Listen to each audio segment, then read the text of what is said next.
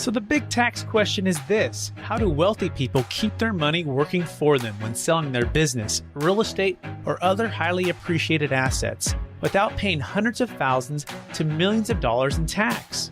What if we, as business and real estate owners who have poured blood, sweat, and tears to growing our wealth, and who didn't hire expensive tax attorneys and CPAs to map out an exit strategy, knew their secrets?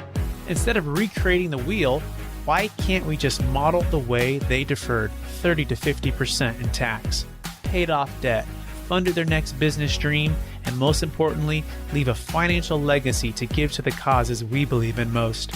What if their secrets weren't complicated at all, and you just need a guide who is a few steps ahead of you? That is the question, and this podcast will give you the answers. My name is Brett Swarts, and welcome to Capital Gains Tax Solutions. Welcome to the Capital Gains Tax Solutions podcast, where we believe most high net worth individuals and those who help them struggle with clarifying their capital gains tax deferral options.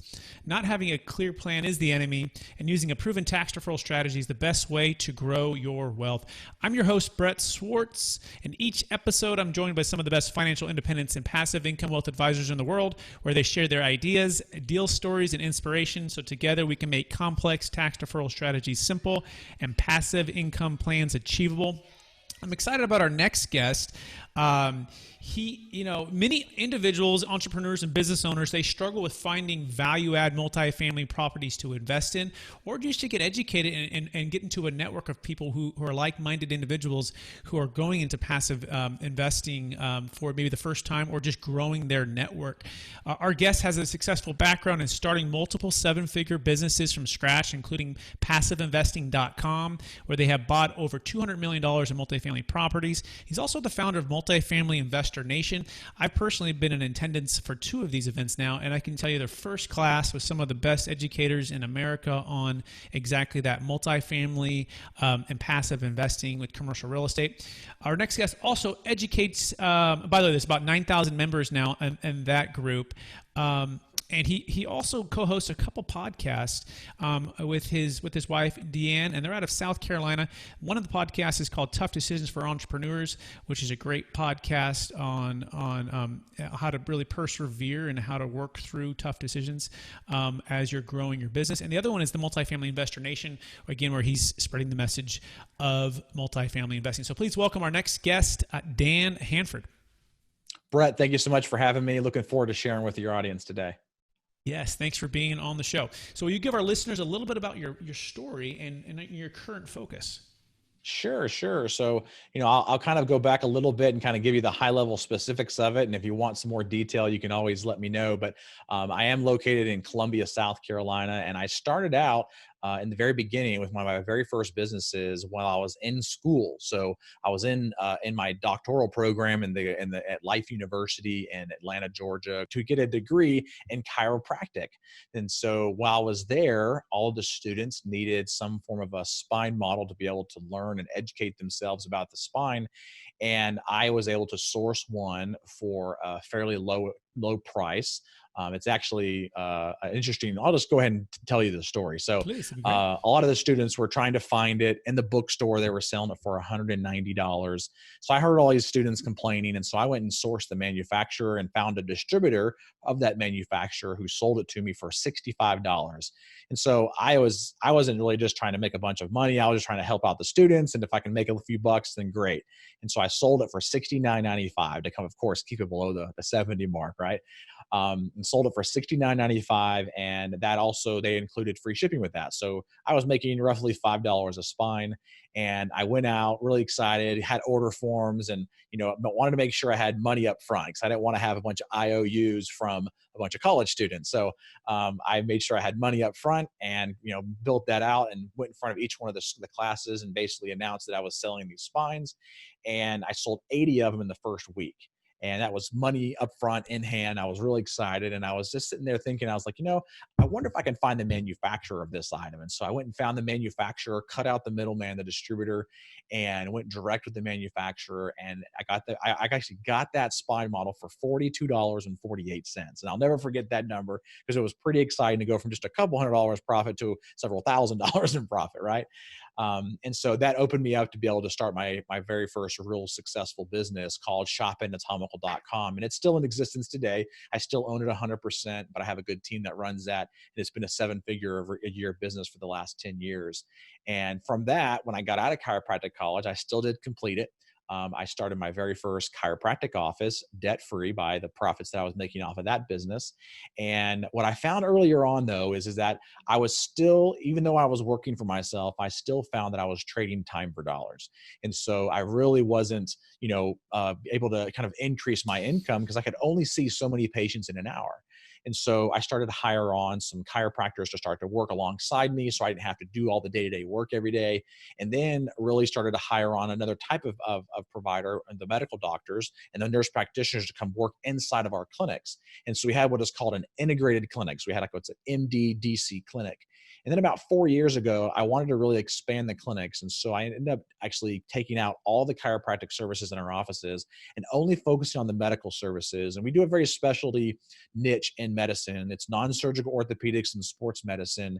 And we really focus on regenerative medicine. So a lot of prolotherapy, PRP, stem cell, that kind of thing. And so we took out the chiropractic to build referral networks with outside chiropractors and outside providers.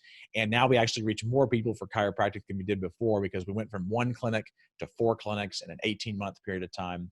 And I tell you all this story because after I opened up those clinics, of course, we were doing really well and there was a lot of cash coming in. And guess what? We had a lot of money that we had to pay in taxes. And so writing 6-figure checks was not fun, right? And doing that on a quarterly basis when you own your own business, you have to do that quarterly. And so not only do you have to have a painful signature once a year, it's now 4 times a year that you get that. And so I was writing those large checks and was just really sick and tired of it, and decided to start doing some investing in real estate and step away from my business. So I still at the clinics, so we still have those 4 clinics today. My wife and I both own them 100%. And each one of those clinics produces some revenue for us that we now invest inside of the real estate. I have about 50 employees in that company and a good CEO that runs things. And I like to tell people that I'm pretty much playing the Warren Buffett role in that particular business, as well as the shop and anatomical business. And then started a company called passiveinvesting.com, where we're bringing multiple people that have investment income that they want to, not investment income, but just cash that they want to be able to invest inside of these large apartments. And our group buys large $20 million plus apartment complexes and, in very strong, stable blue chip company markets. Excellent. Wow. So went from medical background, or even before that, selling books to college students to save a buck, and to cutting out the middleman, to being a chiropractor, to pivoting to a more holistic approach to medicine, right? Multiple things, to scaling that business, and then going, oh my gosh, I've had too much success. I have some taxes that I just throwing money out the window. Is there a better way to defer or to eliminate or to reduce my taxes into real estate, which led you to passiveinvesting.com. So lots of success there. You buy $20 million deals. You've done over $200 million deals. Before we get to some of the nuts and bolts of that, I want to learn about Dan as growing up. And in particular, what gifts were you given? Okay. And how did that shape how you help others today? Sure. So, as I was growing up, I mean, people always ask me, how long have you been an entrepreneur? And I can't ever remember a day that I wasn't an entrepreneur or have some sort of itch about me. And I remember, I don't remember this part, but my mom always tells me that, I started to negotiate when I came out of the womb because the doctor was trying to figure out which cheek to slap first, and I was negotiating which one, that kind of thing. But I've always had my, interests in, whether it be, going door-to-door sales. I remember doing, mowing lawns and doing pressure cleaning and selling candy bars door-to-door, to even when I got a little bit older, selling Cutco knives door-to-door, and, and all of those types of things. And just really trying to have this itch to want to always do something with those type of, with the gift that I was given of being able at that time, I didn't really know exactly what my true gifts were, which today I kind of, things have kind of shifted a little bit. But growing up, I mean, my true gifts was really being able to take something and actually present it to somebody that, and getting them to understand that they needed that. So really kind of sales was my gift. And, you know, as I've grown throughout the years, I've learned that my gift is really communication. You know, being able to take an idea and simplify it in a form that makes somebody else make sense to them. They can understand it. So being able to break things down for them, and being able to also manage people and then put in systems and procedures and processes in place, which is really what you need to have as a great leader and a visionary in a company. Excellent. So growing up, you were always sort of the either negotiator or entrepreneur or thinking outside the box, hustling, finding a way to earn a dollar. And then you move that into your success as you grow up as really a communicator, an educator, salesperson, and which at the heart of it is a consultant who teaches and educates, I think, for good salespeople, which I think you absolutely are, especially with the way you do the podcast and the way you do Multifamily Investor Nation. You really have a heart of educating, which is great. So tell me, Dan, what's the most rewarding part about what you do? That you're an educator and you're passive investing and you have these businesses where you're employing people and helping out, you're helping with health. I mean, you have really a diverse set of services, right, that are impacting people in different ways. Some of them for their health and medical, some of them for investing in future and retirement and getting their, like you said, getting their time back, right, instead of just trading time for dollars. So what's the most rewarding part, or maybe just share some of the top couple things that you really find rewards out of? Yeah, I mean, it's very hard to break it down because there are multiple levels on several different areas that I do have, you know, an impact with what I've been able to create. And, you know, a lot of the things that I've been able to create, I couldn't have done it with the people that are behind me, because, you know, I have a lot of people that, you know, ask me, you know, how do you get everything done every day? And you're only one person. And I'm like, I'm not one person. Like I've learned earlier on that I needed to hire people and delegate certain tasks so I can focus on my highest and best use of my time and the skills and gifts that I have. Because my biggest flaw, and a lot of entrepreneurs and business owners are like this, but my biggest flaw is that I think that I can do everything better than everybody else. When I've probably 7 or 8 years ago, when I finally came to the conclusion that even though I can do everything better than everybody else, because that's still, I mean, you have to admit your flaws, right? So I've admitted that is one of my flaws and faults, but I instead of just trying to, you know, get over that, I've learned that if I can hire somebody that can do it and I don't have to do it, it allows me to be able to do other things that I'm better suited for. And even if that person does that at an 80 to 85% level of that I can do it, it's still better to allow them to do it so I can focus on other things that allows me to grow. And I also have a family. So I'm married and have 4 children. I have a 9-year-old girl, 7-year-old boy. I have a 3-year-old girl and a 1-year-old girl. So I have a pretty busy, you know, household as well. And so I have to balance my time in the business, but also balance my time with the family as well. And also not just with the children, but also with my wife. And so it's hard to break down and say, hey, this is the one thing that I feel like I have, you know, the greatest impact on, or have had the major change. There's so many different levels. If I was to say it from like the passiveinvesting.com is, you know, my reasons for getting into it was for the tax benefits of it. But if you look back to why that there's those tax benefits there, it's really what I like to call a legacy play, because I want to continue to invest this into these different types of large apartments to reduce my liability or my downside risk, and have that capital preservation to be in a recession resistant, you know, investment, and then allow those investments to continue to grow over time. And obviously, since we're taking depreciation on these assets and we're offsetting other income, then obviously we're going to be having a reduction in the basis in that property, so that when we do sell it, then there's going to be that capital gain. But if we can continue to 1031 exchange that into the next asset and the next asset and the next asset until I die, then that actually goes down to my children, and the basis resets to the current value of the property, which is what I call the legacy play, because now you're not paying any capital gains on that at all, and you're just living off of the cash flows from that investment.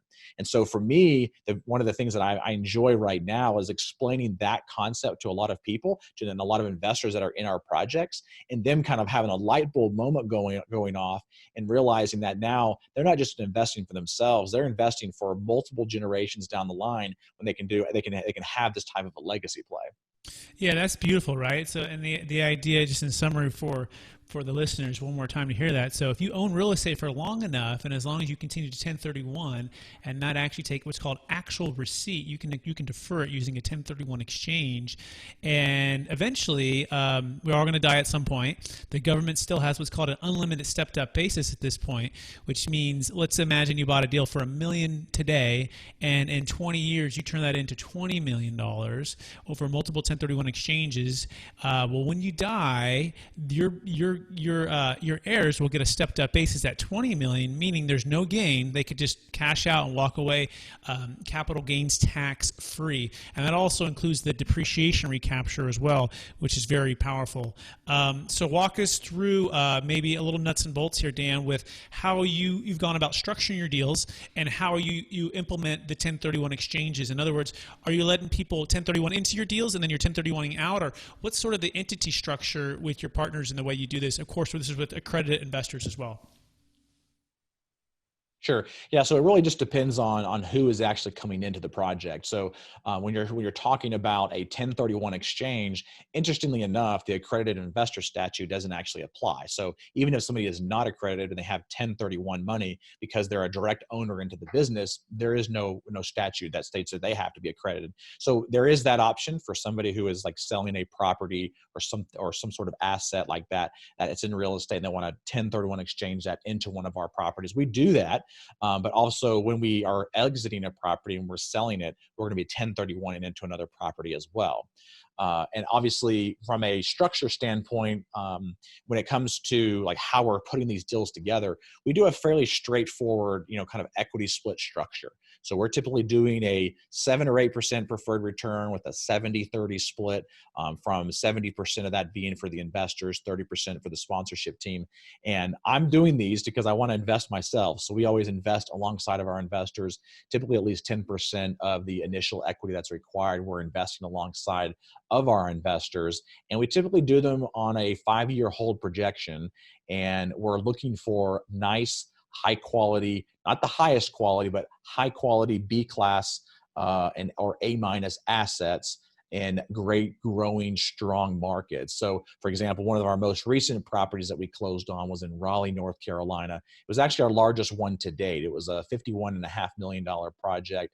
And we raised we've raised right at $14 million in just under 2 weeks to be able to acquire that from our investors. And we closed that one in the end of October of 2019. And we do our distributions right away. So we only get into an asset if we can start our distributions after we're a full month of operation. So right now we're recording this in December 2019, and this month we'll do our first distribution to our investors. Excellent. And what's the projected return there over the 5 to 7 year hold? Is there an IRR goal that you're looking to hit? Mm-hmm. Yeah. So typically, every deal is going to be a little bit different, but most of our investments are going to be anywhere between about a 15 to 17% IRR on a 5-year hold time frame. And as far as like an annualized return, it's going to be somewhere between about 18 to 20% annualized return. From an equity multiple standpoint, it's usually 1.9 to 2x multiple on that 5-year hold time frame. Excellent. And that's not even including the depreciation, which is going to offset that income, right? Or that's just, we maybe call that gravy on top of all of those returns, which is going to lower your overall tax burden. So would you walk through a little bit of that for the listeners as well? Sure. So it really just the level of the increase in the IRR when you start to bake into it the depreciation really depends on everybody's tax classification. Because if someone's on the lower end of the tax classification, there'll be a little bit of a lower IRR increase. But if they're on the very high end and they're able to offset a lot more of their income, then you can more than double that IRR because they're able to keep more of that money that they're making, not just in the property, but that depreciation that they get in the property can offset other types of income. So obviously I'm not a tax professional, so I would encourage anybody listening to make sure they get that advice. But there are definitely some ways to be able to offset, passive income, but also other capital gains that you have depending on your classification. Excellent. And so then once you sell this deal, let's say you bought it for 51 million, let's say it's worth 62 in 5 to 7 years. What do you plan? How do you defer the capital gains taxes? What's your strategy there? Are you guys 1031ing, or what do you typically do once the deal's done there? Correct. Yeah. So we would 1031 exchange the proceeds from that sale into another property. And so obviously we can't guarantee that we can 1031 because there's as you know, there's time frames that are in place and things like that you have to identify the property that you're going to be moving it into within a certain time frame. And you have a certain time frame to be able to invest that money once you've actually closed on that property that it's in. So there are a lot of moving pieces and parts. That's why you want to make sure you get a good custodian to be able to manage that piece of it, so that they can, or intermediary is what they're called, 1031 intermediary that can help you through that process. Perfect. Now, do you guys use any cost segregation too, Dan, and accelerated depreciation to get any additional tax savings when you're in your deals? Absolutely. So that's one of the things that we do on every single one of our assets. And for those of your listeners that might not know what that is, it's basically a study that we actually hire an outside engineer firm to come in, and they piecemeal the property down to the sheetrock and the studs and the appliances and the cabinets. And we're able to accelerate, instead of waiting on these multifamily assets, the standard depreciation schedule's 27 and a half years. And so we can now, with this cost segregation study, front load for the first 5 to 15 years, depending on the items in the property, we can front load that depreciation to those first 5 years, which allows us to be able to increase the paper losses for our investors in the projects, because those losses from that depreciation allow it to be, we actually allow them to pass through to our investors based on their equity position in the project. Excellent, and that's one of the best ways to create and preserve more wealth is just having tax write-offs, tax deductions, and/or tax deferral. And cost segregation is one of the most powerful ways to do that. So thank you for sharing that. I consider you a real estate advisor, right? Wealth advisor. So part of the show is bringing on some of the best wealth advisors. And I think the traditional wealth advisors, stocks, bonds, mutual funds, but now especially with the changes of some of the laws in the last 5 years and people learning more and more about investment real estate, it's opening it up another world of a wealth advisor who can help exactly what you're talking about with buying multifamily, value add, opportunities with predictable cash flows, opportunities to do forced depreciation, get all the depreciation right off, and then the key is deferring that capital gains tax. The other part of this too has to do with leverage.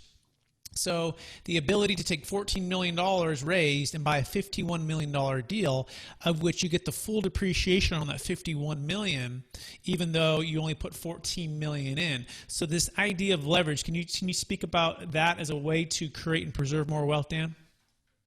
Sure. I mean, I think there's a lot of people that get caught up in what I would call the Dave Ramsey effect of trying to pay down a property or pay something down to the point where they don't owe anything on it, which might feel good to have no debt on a property. But I usually feel good when I can actually make money or improve my financial position by what I do. And there's a lot of people that if they could use some leverage like that, then they can actually increase their profits from either, like you said, the depreciation, but also from being able to use that money and invest it in other places. Actually, my church is one that falls into this trap, and many churches across the country do, where they have these mortgage burning ceremonies. I just saw one on Facebook the other day that, one of my friends on Facebook, their church just paid off their mortgage. It's a nice $20 million property and they have no debt on it. And I look at that and I just shake my head and go, well, if I were in that position, I would leverage that and actually invest the money from the leverage to be able to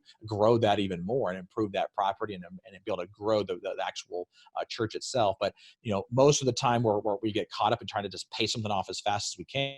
But if you can actually leverage it and using what I like to call smart leverage, so you're not going to try to do what a lot of people were doing in 2007 and 8, where the banks were giving 95% leverage, and then you get caught with a debt service issue where you just can't pay your mortgage payments and the bank comes and takes it back. But if you can be smart about it, 75% leverage, then you actually now have that kind of sweet spot of, not being worried about trying to lose that capital. And when you're doing, when our group does an underwriting or an analysis on a property from the financials perspective, we always are stress testing things and doing sensitivity analysis. And so that property we talked about in Raleigh, we had to get down to a 67% occupancy in order to not pay our debt. And so historically, that property has been online since 2004. And historically, the lowest occupancy that it has ever been, the lowest occupancy that it's ever been was back in 2008, and it was at 93%.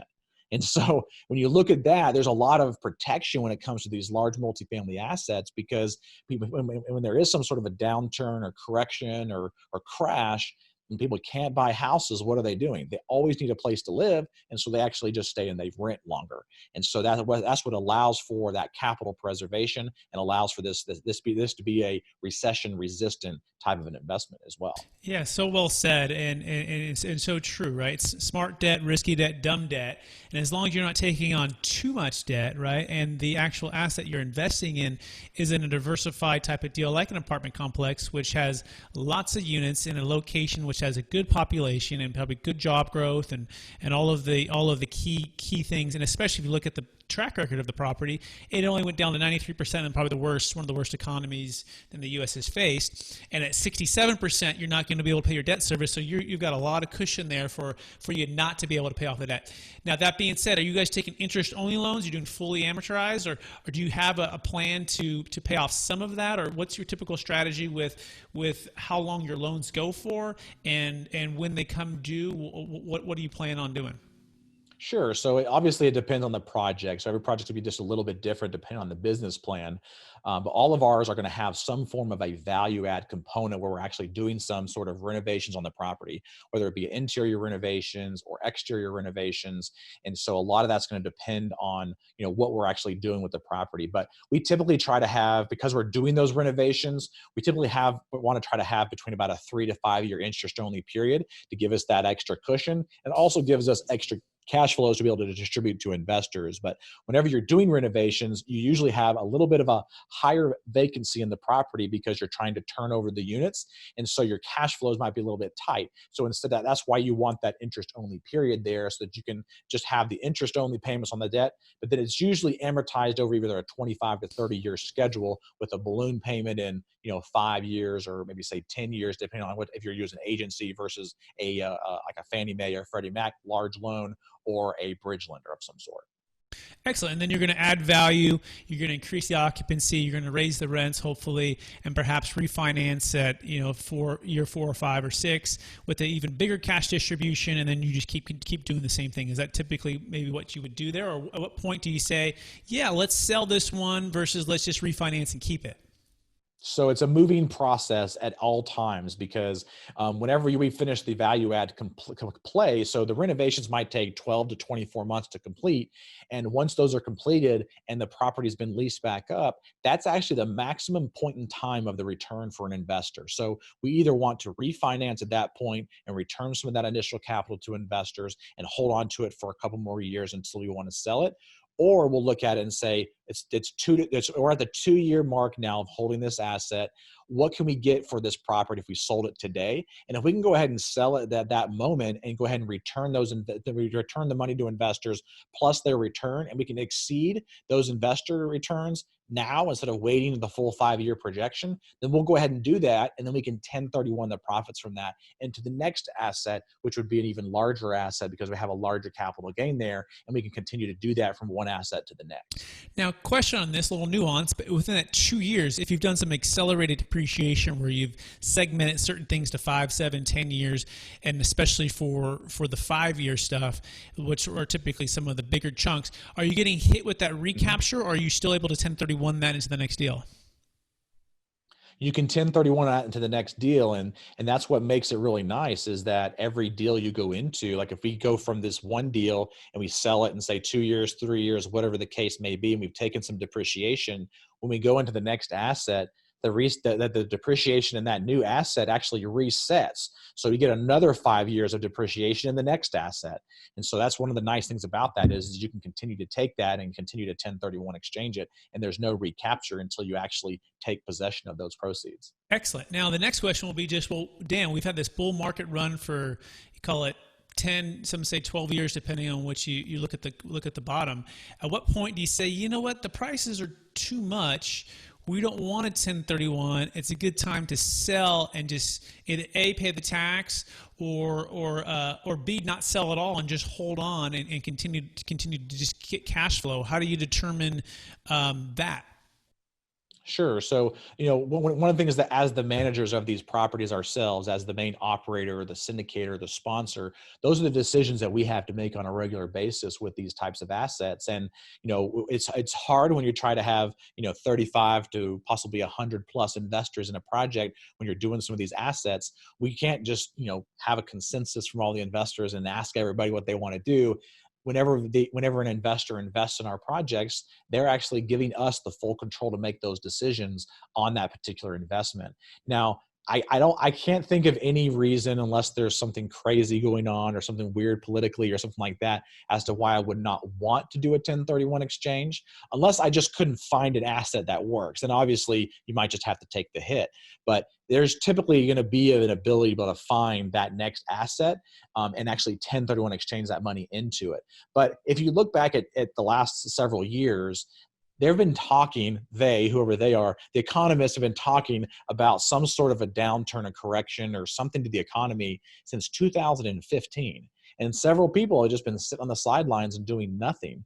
Well, those people are now wishing that they didn't, because if they would have invested in 2015 and 16 and 17 and sold assets in 2018 and 19 and now 2020, then they would be doing really, really well right now. And so for me, it's hard sometimes to look at it this way, but whenever you look at any type of underwriting modeling, it's always based on the current market conditions. So it's hard to get into what's called speculation, where you're speculating what's going to happen. You have to invest based on what you currently know right now. And so for me, whenever I'm personally in 18 different passive syndications myself, so I've invested myself in other operators, not just us. And so what I look at when I look at return projections, I always look at things and I say, if I invest in this XYZ property with this particular operator and they're projecting they're going to get me a 15% return, but they only get me a 7 or 8% return, would I still be happy if it was in the middle of a recession? And hands down, every day, I would say yes, because anybody else, if you asked them that lost money in 2007 and 8, in the 2007 and 8 crash, if you told them they could have taken that money and invested it in these types of multifamily assets and preserved their capital, but then still made 7 or 8%, they would do it hands down. Matter of fact, those people would just be happy to preserve their capital, because a lot of those people lost a lot of their capital that they had saved up. And so these types of assets, because of the recession-proof nature of them, it allows us to be able to still preserve the capital and produce a pretty solid return, even if there is some sort of a change in the market conditions. But the key thing about underwriting and marketing, and not marketing, but the key thing about the underwriting and financial analyzing on these types of deals is that you have to make sure that you have a conservative underwriter doing these projects, because I've seen some deals where they're very, very tight. There is no room for error. And if there is some sort of a correction or downturn, they could get caught. And they might not lose any money, but instead of 15%, they might get 2 or 3%. Where when I look at them and we do our underwriting, we have a lot of different room for error and cushion in those deals to make sure that if there is some sort of market correction, we could actually still produce a nice return for our investors. I think that's a great review and very well said. And to that point, I think a lot of times you can simplify it in a lot of ways and say, well, where would you like your money instead? What's the opportunity cost? In other words, if it's not in multifamily, investing or mobile home parks or senior housing or, commercial real estate passive income with all the depreciation offset, with all of the, the cost to build. I mean, in California alone, it's so expensive to build, and you look at the demographics and you go, people need a place to live. Where's a safer place for your money? And if you just look at it at that standpoint, I think hands down commercial real estate becomes the clear choice for the best risk adjusted rate of return. So yes, very well said. Now, that being said, what should every wealth advisor, perhaps some of them you work with, whether they be realtors, financial advisors, commercial real estate brokers, syndicators like yourself, business brokers, what is it about what you do that they should know that we've shared, or better yet, what are the ones that do know you? How are they leveraging your educational platform, your investing platform to grow their business and help their clients who are looking for ways to get a better return on their investments? I think one of the biggest challenges with, any type of, financial advisor or planner or whatever is that, there is not a lot of incentive for them to recommend these types of investments to their clients. And so a lot of times they are not recommended to their clients. And we have a few of them that do. And what really changed it for them and kind of moved the needle for them is they actually invested themselves their own money inside of an investment like this first, so they can talk firsthand to their clients about the types of returns that they're actually getting. But a lot of times your financial advisors have a hard time thinking outside of the box about these types of investments. And I think the one of the number one reasons why is because they are so trained to do stocks and bonds and mutuals and all these different types of diversified investments outside of just real estate, more of like inside of a REIT or a hedge fund or something like that that's publicly traded instead of doing this. And they have never for themselves, and I want to say this politely, but they've never for themselves had the ability to be able to invest in these types of assets. And I had a good friend of mine who's actually invested in every single one of the properties that we've put together. And he's very, very happy that he did. But one of the things that he came to me in the very beginning is he said, listen, I talked to my financial advisor about these and they told me not to do it, or they didn't know a lot about it. And then I also talked to my CPA and they didn't know a lot about it. And they told me just to keep it in the stock market and you make my, 7 or 8% that I was getting in the stock market and that's it. And I told him, I said, the problem is that you're talking to somebody that doesn't have enough money to make the decision that you need them to make. And so a lot of times, if a person like a CPA or your CPA, and they don't have the money to be able to make decisions for themselves about where they're going to put their money, it's hard for you to go to them for advice whenever you start to have money to invest for them to actually make those proper decisions outside of what they're just trained in some sort of curriculum or program or schooling or whatever. And so I always encourage people to continue to seek out somebody who actually has money to the level that they do, that they're actually giving them the proper advice based on where they are in their life, because everybody's going to be different in their life. And really I feel like it's a jaded thinking when you try to think about just putting it inside of some sort of stock, risk adjusted portfolio instead of trying to diversify inside of real estate. And all of my investments, I have none in the stock market, not one. Every single one of them, because I believe in it so much, is inside of the multifamily real estate investments. So obviously I have my businesses and there's investable income in those things. But as far as like stocks and bonds and mutuals, I don't do any of that stuff. All of mine is put inside of multifamily real estate because I feel like it has the best risk adjusted a benefit for me from a return standpoint, from the returns off the investments, but also from, like I talked about earlier, the depreciation. I think one of the biggest things that can help, helps me, it's just trying to stay focused and, really trying to stay encouraged to kind of continue to move forward is my family, right? I have, like I said earlier, I have, a wife and 4 children. And one of the things that I do on a regular basis that I would say is one of my daily habits is I sit down and have a cup of coffee with my wife in the morning before the kids wake up. And we sit down and we talk about what we're going to do through the day and through the week. And, I bounce ideas off of her and she bounces ideas off of me. And we really like to have that time before we even get our day started.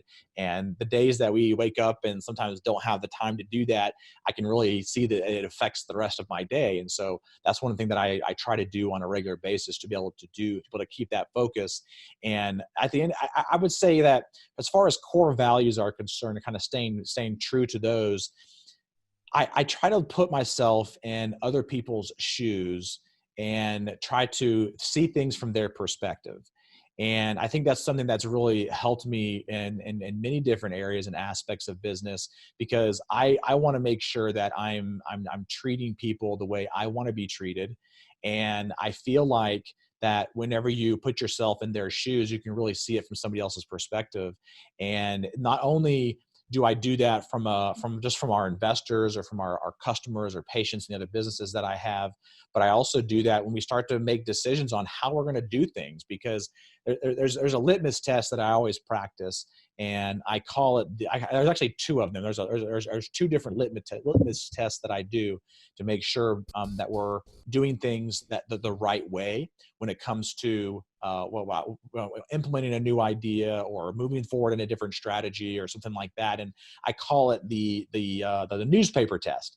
And some of you may have heard of this before, but it basically, I pretend that anything that we're getting ready to do, whatever we do, if we can put it into a headline in the front page of the New York Times, would people read that and go, that makes sense, I understand that?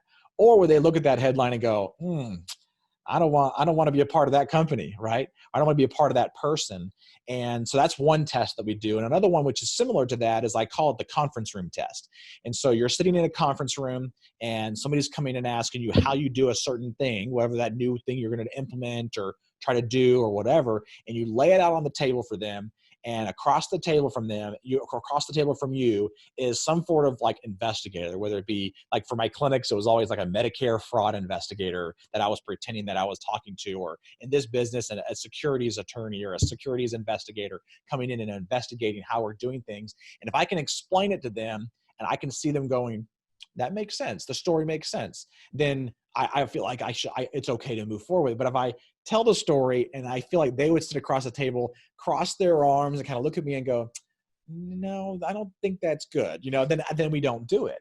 And so those are just a few little tips that I do on a regular basis. And those kind of litmus tests I use day in and day out on just about every decision that we make, to make sure that the decisions that we do make are being made for the right reasons. Sure. So I would say if you're interested in jumping on a phone call with me or have some further questions with me, you can certainly shoot me over an email, dan@passiveinvesting.com. You can also just go visit our website and find more information about us at passiveinvesting.com. There's an investor form there. So if you're interested in jumping on a call with us to discuss your investment goals, to see if our group's the right fit, would love to have the opportunity to be able to do that with you. And then for those of you, I don't know what the last thing you said was, but the parting thought. Sorry. I think the biggest thing from a takeaway point that I would say is a lot of times when you start to learn about a lot of these new strategies for investments, and you could start to get overwhelmed, and then you get this paralysis by analysis in place. And a lot of times it can be very overwhelming. And so one of the things that I always recommend is starting out and doing something, because to me, version one, if you're going to write anything down from this entire podcast, version one is always better than version none. And that doesn't mean you stop at version one. That's the reason why we have an iPhone 11 right now, right? Because there's different versions that come out all the time. But if they never created the iPhone 1, there would never be an iPhone 11. And so you have to think about that and go, I just need to start and do something, and start with that version one of whatever you're going to do, to continue to implement things and improve things so you can get to that version 2.0. You have just listened to another information-packed episode of Capital Gains Tax Solutions with Brett Swarts. We hope you enjoyed today's show and found it helpful. Visit capitalgainstaxsolutions.com to access the show notes and to access more resources. Don't forget to leave a review and join us again next time.